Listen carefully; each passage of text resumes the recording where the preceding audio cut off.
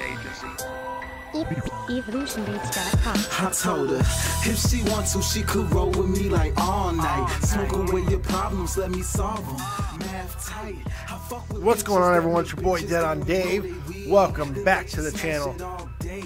There was an interesting article written over the weekend in JR's latest blog, and I wanted to talk about it because I think a lot of wrestling fans nowadays, reading isn't cool, so they don't read these long blogs by JR, and maybe they should. Maybe I think everybody should read some of these. I mean, look, don't get me wrong. JR goes on a lot of diatribes that don't really mean anything. This does not feel like one of them. This is a very interesting read. I don't agree with everything that he says in it, but it's certainly some talking points. I believe it's one of the most polarizing things that he's written in a long time, because I think when people hear it, immediately they want to agree with JR. You want to agree with JR, and then when you start breaking some of the things down, you start thinking about it, it doesn't sound the way that you think. That it doesn't make a lot of sense, some of it because it sounds very bitter at times. We'll get into it. I'm going to read exactly what he wrote. This is the crux of his blog, and then we'll break it down. We'll talk about it, and that'll be fun. So you guys tell me what you think. I want you to hear what he has to say, and then go ahead and comment in the comment section. Let me know what you think of this and exactly where the wrestling industry is. And is there a boom period coming? Because this is what this blog was about. Apparently, he's been inundated with a lot of things about a boom period, a boom period, a boom period. And I guess a lot of people who write him point to the fact that there's so much wrestling on television, and the fact that wrestling, that there's more on it than there's been in a long time. So that must point to a boom period, which I feel, but in and by itself, that's not the case either. And he shoots that down as well. I have been of the advocate that it's because of of television companies' willingness to put wrestling on again, along with the rise in talent that we haven't had in quite a long time. I feel there's a wrestling boom on horizon. JR does not feel that way. In fact, he goes on it's a pretty long blog, I'm not going to lie, about the state of the wrestling industry, and that's what I want to read for you right now. So, this is JR blogging on the state of wrestling. So here we go. I have said here many times that I hope all wrestling promotions are successful and make it through the respective rough waters that many are currently encountering. Nonetheless, some within these organizations can't handle constructive criticism and seem to take some things that I say personally, which is both childish and unprofessional. It is my prerogative to criticize bad acting, over-scripted promos, no-selling major promos, illogical creative and other eye-rolling creative content in an attempt to reinvent what is not broken. I think that I've paid my dues, earned a decent track record within this biz, and above all, I'm still a fan over 50 years. The vast majority of wrestlers these days are not good promo talents. Reason being is that creative staff seemingly have to justify their existence by role-playing with these individuals by scripting virtually every word that the talents say. That system is both outdated and unproductive, as fans today can recognize a wrestler reciting a promo from memory instead as their heart within a few sentences. Wrestling is best when it comes from a logically realistic place and is executed inside the ring as an athletic contest built on common sense and not an acrobatic show that exposes the business as a sham with no selling and the complete lack of some talent's ability to properly apply an actual wrestling hold. The faster some talent perform, the louder they tell us their skill set is lacking and that they are trying to get by on sensationalism instead of realism. I get taken to task because of my 21 years in WWE, as if I am picking on TNA, Ring of Honor, Lucha Ground, etc.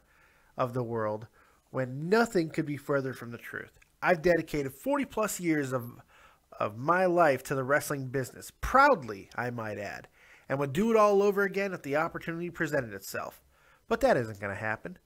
I want the business to be healthy and to prosper long after I'm gone for future generations to enjoy. At the rate, some of the things some of the things that I am watching on TV each week, I'm not sure that that's going to occur. Some feel that we are allegedly in a pending boom period because there is so much TV wrestling product available on a weekly basis. Does average at times and at best Does average at times at best average TV products indicate boom to anyone who actually thinks about it? I think not. The product is by and large overthought, and those in creative charge seemingly feel compelled to take a tried and true product and put their personal fingerprint on it as if they're going to be the one to be forever known as changing the wrestling business forever. The wrestling business changed forever when the territories died, due largely because local promotions got lazy and complacent and did not want to move into the modern era of marketing and producing TV programs.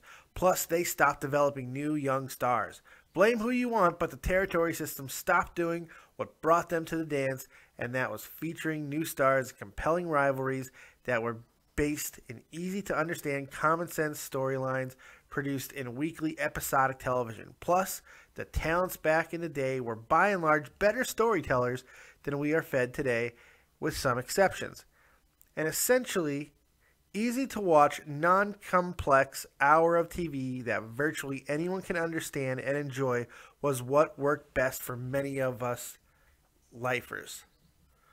Where have those days gone?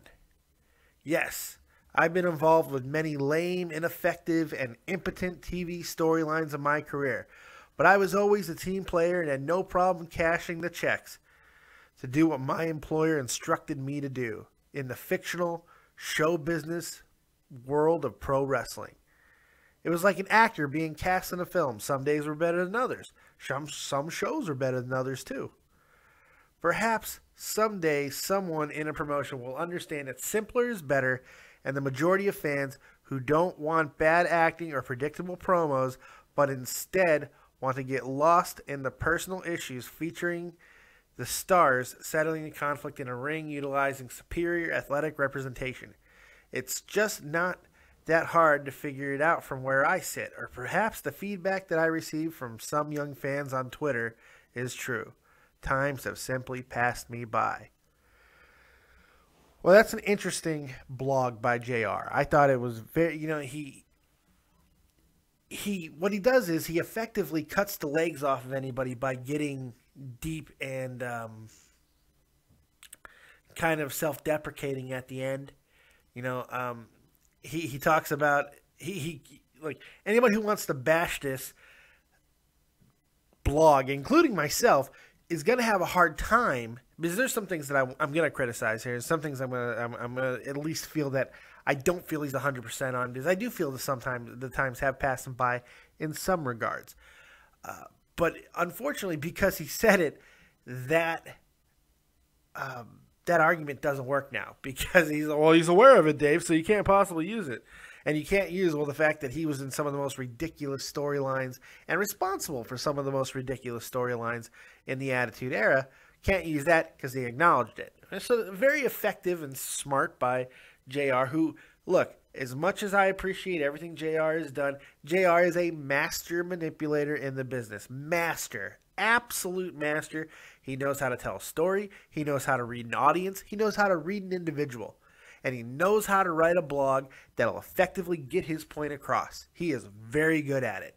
And he did, because what he did, he hit on three major things of why the wrestling industry is not doing well. He hit on three major areas there. Promos, the over acrobatic sensationalism, and bad acting. Well, really, he hit the three main ones there. You have Lucha and Ring of Honor, it's just a spot fest. It's just a spot. You got guys doing drop kicks onto ladders from tops of offices.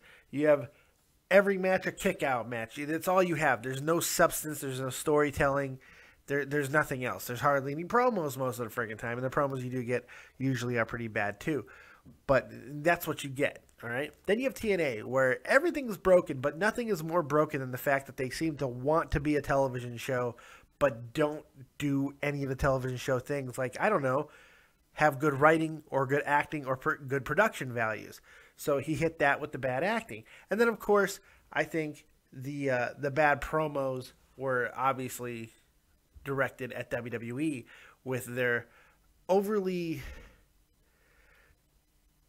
complex, simplistic, because they're simple storylines, but when they're told in the context of a ring with two guys or a gal talking on a microphone, it seems overly complex.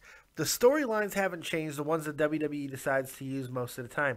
They're still the same simple, easy to understand storylines that JR is talking, but the creative crew in WWE, especially on Raw and SmackDown, not so much in NXT, I wonder why, because probably there's not 25 of them, they seem to just want to tell it in such a convoluted fashion that it makes it more complex than it actually is. You know, it's quite frustrating. It's quite frustrating. Look, I'm going to disagree with him on the territories. The territories died for a lot of reasons, not just because they refused to change with the times. In some aspects, that is 100% right. But the culture got too big. You know, that might seem like a cop-out, but it's not when you think about it. Look, wrestling programs were going coast to coast. And it's not that a lot of the smaller territories didn't want to compete with the big boys. They simply couldn't from an economic standpoint. You know, you're talking about completely changing the fingerprint of your business to try and compete with the companies that could get a cable deal. And that's just something a lot of these businesses were not able to do. It wasn't a matter of want. It wasn't a matter of desire or laziness. It was ability. They weren't able to. And, you know, that is what it is there. I do believe there is a boom coming, but it's not because of any one business. It's not because of a network. It's not because of one organization. It's because the talent is dictating that. I feel there's a lot of great talent, and there's a lot of young talent that is coming up. And by young, I mean mainly 25 to 32-year-olds. I feel that is a good barometer of young talent that could change the business for the next 5 to 10 years. That's why I feel that there's a boom period coming. And I do think that it has something to do with the fact that television companies are seeming more willing to take a chance on wrestling. That's a good sign that there is hunger for the product. If there's hunger for the product and there is the talent that it takes to make the hunger grow, then all it needs is a promoter to capitalize. And in some regards, Triple H, who I know is not the promoter, not the owner of WWE, but he seems to be willing to keep his finger on that pulse and change with what the fans and what the climate, and it's not even the fans, it's more about the climate, what you can get away with under certain things. Did anyone notice that on Raw last night they had a sponsorship, a sneak peek preview of Ted 2, which is going to be one of the most R-rated racy comedies ever. That wasn't a commercial between the show. That was on the show as a sneak peek. Now, what does that mean? Probably nothing. But I can tell you what it could mean is that there is at least a willingness to listen to the climate. And that's important. That's important.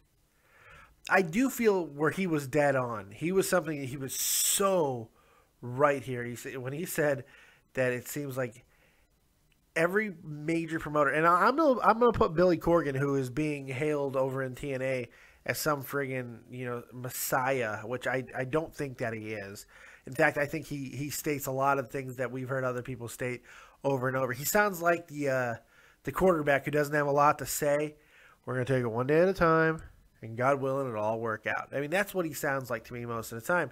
But he seems like one of these guys, like a Russo, like a Jarrett, like even to a lesser extent, a Dixie Carter, who doesn't know what she's doing in the business to make the change, but wants to take credit for it when it happens, like a Bischoff and like a McMahon. I mean, McMahon is the same. Look, by and large, McMahon has kept the business the same as it's always been. He's dumbed it down at times, but he hasn't changed the formula. But all these other promoters that are coming up and wanting to get a piece of wrestling, they want to target it to an audience that simply doesn't give a shit. And I'm talking to Lucha Underground. I am specifically talking to Lucha Underground. They have changed the wrestling. They're trying to change the product completely to make it this weird hybrid television show. And honestly, it doesn't have the mass appeal because it's not a good television show and it's not a good wrestling show. So you can't appeal to both because it's not a full-on wrestling program. It's not a full-on television program. But they try to adhere to the rules of both, and it doesn't work. It doesn't work because you have this clumsy, just at times moronic. I'm waiting for Cueto to whatever the owner of the temple to announce he's a vampire because it's Robert Rodriguez's world. I'm waiting for it to happen. I know it's gonna happen when that show finally does get canceled or whatever. He's gonna announce that he's a fucking vampire. And they're going to massacre the entire crowd, which, by the way, for those of you who don't know, a lot of the people who were in that crowd, and I know people who have been there, and they have told me that they have sat next to people who are plants. They are there to cheer. They are there to put that product over. In fact, two of the people that I know have been to, because they do have regular fans there as well, they said they've been to 3 different shows, 3 different sets of tapings, I should say, and at 2 of them, it was as high as 40%, man. 4 out of every 10 people were a plant to make the show more exciting. And there's applause stuff. There's all kinds of things that this is from people that I know that have been there, and I found that interesting. It seems, and this is where JR was 100% right, where he said it seems like every promoter is trying to be the guy that's going to be known as, I changed the wrestling business forever. And that's insane. That's insane. Because you're not going to change this business. This business is going to stay alive as long as that it does stay between the ropes. I think one of the biggest issues and one of the biggest backlashes WWE faces is the fact that it uses the term sports entertainment. Sports entertainment, because it sounds so convoluted, it sounds so complex, and it's not. It's just a brand. It's just a branding tool. That's all it is. But people hate it because it sounds so douchey. Because we're watching wrestling. We're not watching sports entertainment. We're watching wrestling. Sports entertainment sounds like that, like a television program. Wrestling sounds like something that you would go to a circus, which is what wrestling is more akin to than anything else. So people get frustrated, and some people walk away. But new fans continue to come in, and that's where WWE has the advantage over everybody else. They have the advantage because they appeal to the younger crowd more than anybody else. So while TNA, Ring of Honor, Lucha Underground, they're going to have problems by alienating their older fans because eventually you get sick of seeing the shit that they do. Whether you get tired of seeing the same high-flying, crazy match with a million kickouts and every match the same like a Ring of Honor, or you get tired of the bad acting and really terrible storylines in TNA, or just the overall, spot fest and zero substance that is Lucha Underground. Eventually, you have enough, and you're going to walk away. And because you're already burned and jilted by WWE, you may leave the wrestling business, the industry, stop watching for years, maybe ever. Young people, kids, don't have that problem. They don't. The kid sitting in the front row, decked out in everything John Cena has to offer, doesn't have that problem. And that's why WWE is still on the same trajectory they're always have been on. They may fluctuate a little bit, but WWE is always going to be just fine because they create new wrestling stars. Let me tell you, in 10, 15 years, the average wrestling fan that's between the age of 20 and 35, which has always been that huge demographic, they're going to be the ones who grew up in this era, and they're going to be more prone to liking what the industry is if it's the same as it is now. Vince McMahon has been on a crusade to change the culture for the future for the past 10 years, because when they're in that key demographic where they're buying pay-per-views for their kids and they're buying pay-per-views for themselves, he wants that identification from when they were kids wearing the John Cena shirts. That's what Vince McMahon has tried to do. Now, Triple H understands that. He tries to bring some of the old school, some of the things that he knows from his older, I shouldn't say old school because that's not the correct term, his days, he's very savvy. He's very much like JR in some ways, that he's able to read people very well. And what he's doing is he's trying to mix both. He knows the importance of what Vince has built and what Vince is trying to do, but he also knows the importance of having that superior athletic ability and storytelling ability within the ropes. And that's what we're seeing. So that's why I constantly say that WWE is the best balanced product on television. Because the biggest problem they have is the convoluted storylines and the convoluted and stupid friggin' promos, which is getting fixed. So I thought this was a very interesting article by JR. And by and large, a lot of what he says has merit. But some of it does come off as very bitter and very, the business has passed me by. But you know what? Bitter is the wrong word, because he seems very okay with it. He seems okay. If the wrestling industry has passed him by, he seems just fine with that. And I found that interesting. So there's more to it. He does write more, but it's not related to the wrestling boom, so I didn't really want to talk about it. But if you want to go check it out, go just type in JR blog on Google, the old Google machine, and you'll get to it. And read it. Actually read. It's incredible what reading does. So make sure you check that out. I find it very interesting. There's a lot of really good wrestling writers out there, and a lot of old school guys who do a lot of blogs. I highly suggest seeking them out, because you'll get a lot of insight into the business, and it's, for one, they tell great stories, so it's a lot of fun. I thought it was very interesting. So tell me what you guys think in the comment section below. Really appreciate your guys' time. I will see you a little bit later on. I'm going to go pass out and die because I'm exhausted. So we'll see you next time.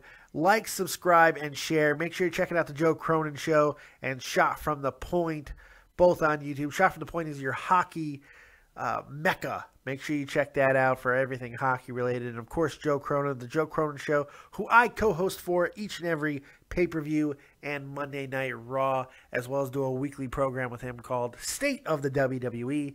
Make sure you're checking everything out on Joe Cronin Show on YouTube. Subscribe to him as well. 14,000 subscribers, cannot be wrong. And finally, subscribe to me. I just passed 700 subs. Thank you guys so much for that. You're absolutely incredible. I really do appreciate all the support. It means the world to me. So thank you guys for keeping me going. At 1,000, I swear you'll get a much better thank you. Maybe an apology video for making you suffer through all of these videos and my ramblings. But I really do appreciate all the support. You guys mean the world to me. I love doing this. It is really the highlight of each and every day. So thank you guys very much. And remember, if you don't have talent, have talented friends. We'll see you next time. Peace.